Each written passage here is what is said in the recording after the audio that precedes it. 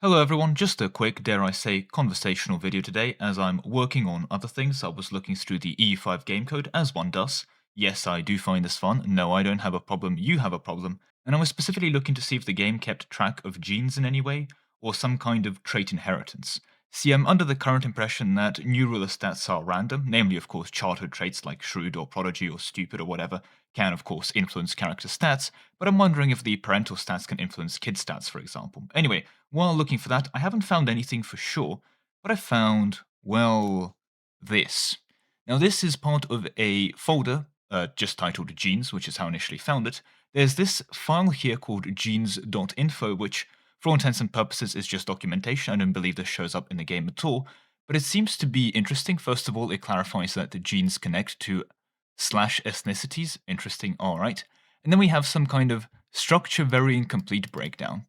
And none of these seems to be stats, but then also, what's this alpha curve? What's going on here? Ugliness feature categories, all right. And within this, in terms of the actual code, well, I've opened a bunch of these, but yeah, there's just a bunch of stuff going on, and I'm not sure how best to describe it beyond there's a lot of stuff going on. Some of it's kind of a funny read, simply because of the absurdities of the statements involved. Um, Female settings attribute head facing forward has a curve matrix, which what is that phrase? But okay, whatever, right? Like, what's going on here? And some of this is kind of fascinating because, for example, take a look at genes' special visual traits. They clarify that these genes will not be part of the character's DNA.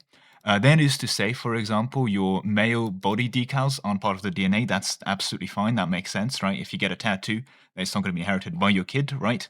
Same for face paint. That's all fine. But apparently, jeans accessory neckwear and jeans accessory clothing doesn't have this condition. They're not inherited. So if you have how do I put it this way, no drip, that's because your parents had no drip. Your drip is actually an inheritable property, which is fascinating to me, at least in my understanding. And some of you may have already started to recognize what we're looking at here, because I have good reason to believe, and I may be incorrect in this statement, do again correct me if I'm wrong, but what we're looking at here with all these genes breakdown by clothing, by beards, by headwear, neckwear, all of this, by their genes, accessories, and hair, which again is inheritable. Well, this is the CK3 portrait rendering engine. That is to say that the Crusader Kings 3 system that uses all of these genetic stuff, and so if you make a really wacky character that's super tall or super short and has some of his sliders maxed out and some ridiculous, things, and then you have kids and those kids inherit some of those features, well, it's the same thing going on over here. And I believe this applies to the characters that we currently see in the game, those things that are rendered on the top left of your screen.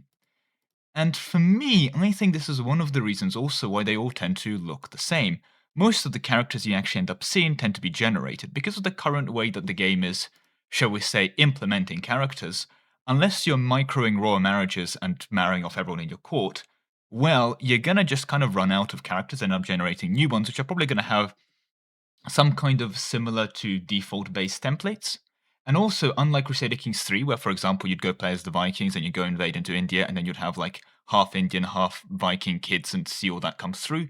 Usually, if you're playing in England, you're just marrying kids in England, so you're not really going to see any kind of genetic diversity from that coming through, right?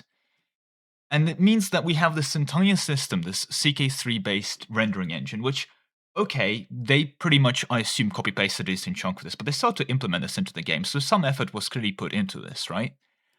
That's currently existing in EU5 with, I don't want to say any outcomes, because obviously, like, you can see the portraits on screen, but in my opinion, of every feature within EU5, in-game portraits are one of those that people went, you know what, I really don't care about this.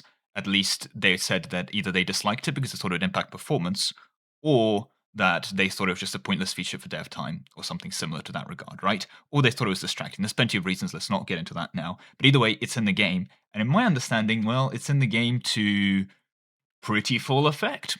If you're playing as someone in England and then you go marry off an Indian princess, it's going to be reflected in your gene eye forward template curves.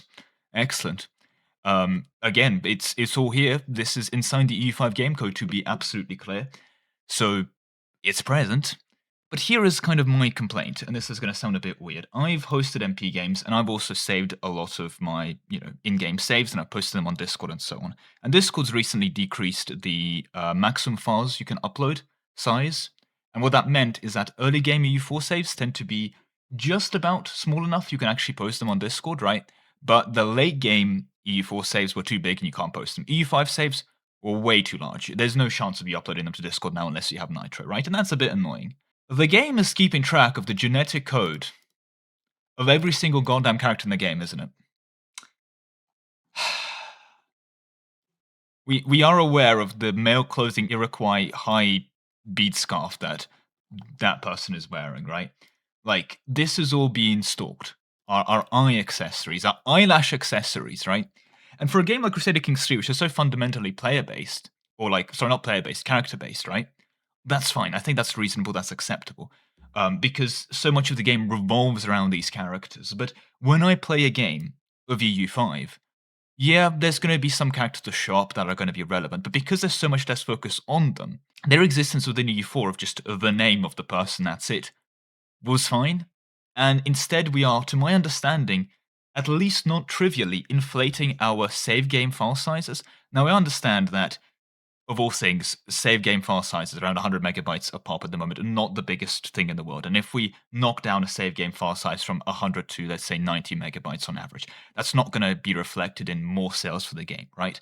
But to me, we have a feature here that is being clearly implemented and is meant to be working in some kind of like, yes, you'll be able to build up your dynasty and see it genetically morph over the ages using the CK3 engine that they've added. And instead you have a feature which was shoved in here, and more telling than not, I think, is the fact that indeed you don't see clothing past the 1337 like start of the game, right? You have the Crusader Kings 3 clothing implemented, and you don't have any new clothing and updates over time. This is something they promised to fix. And I think the realization as to why that's the case is that obviously Crusader Kings 3 doesn't have any clothing past 1337 or 1454, right? Which means there wasn't any clothing for them to copy paste into this index and all of these genes and all of this coding, right? So it just doesn't show up. Now, thankfully, humans didn't evolve much from 1337 to like 1821. So I'm assuming gene code can stay the same and that's fine. But it is very evident in the sense of everyone is currently in the game wearing the exact same medieval clothing because it's a medieval copy-pasted system. And I do find that at least somewhat humorous. But I guess my case of annoyance is why? Like, I can see this feature being implemented. If you're doing a mega campaign from Crusader Kings 3, and you've got yourself a dynasty of albino geniuses that are super tall, or whatever people are doing with their like Crusader Kings 3 inbreeding runs, right? Don't ask me about that. I don't play Crusader Kings 3 that much, right? So you've got that dynasty, and you've done a conversion to here, and then you'll be able to see your characters in all their glory inside the game. That's cool.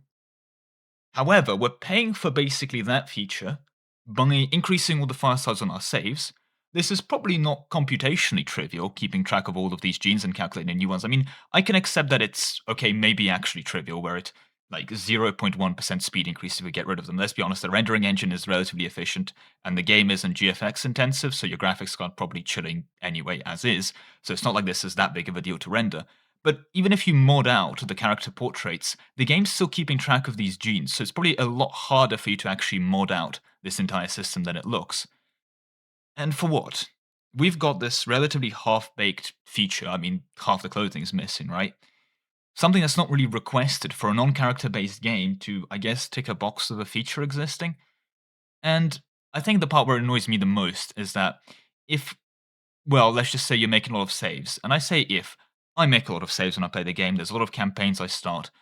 I also make a lot of saves while I'm recording in case things crashes, and save counts can very quickly start ballooning, right?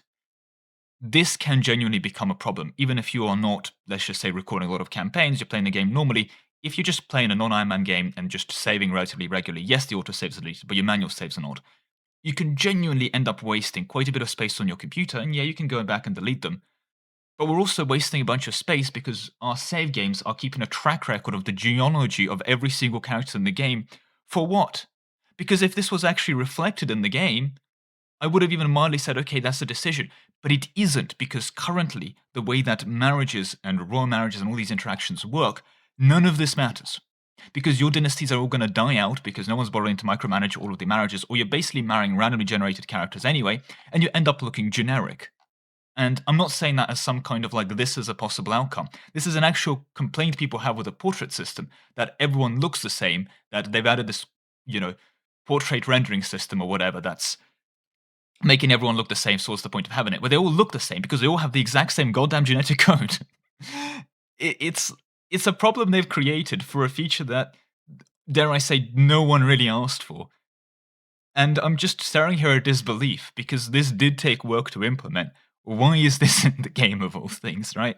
Like, I kind of see what they were going for, but I just really don't understand why they've added this into the game, and again, why they've decided to inflate their already large save game sizes. Now, I could be very wrong. I haven't done any proper testing. Maybe if we remove all of the gene codes from the characters and the saves will go from 100 megabytes to 100 megabytes, maybe it was like a 10 kilobyte file that they've hyper compressed and stored all these gene codes and it's all super optimized. I doubt that's the case, because they did all that optimization. They also would have optimized clothing past 1454.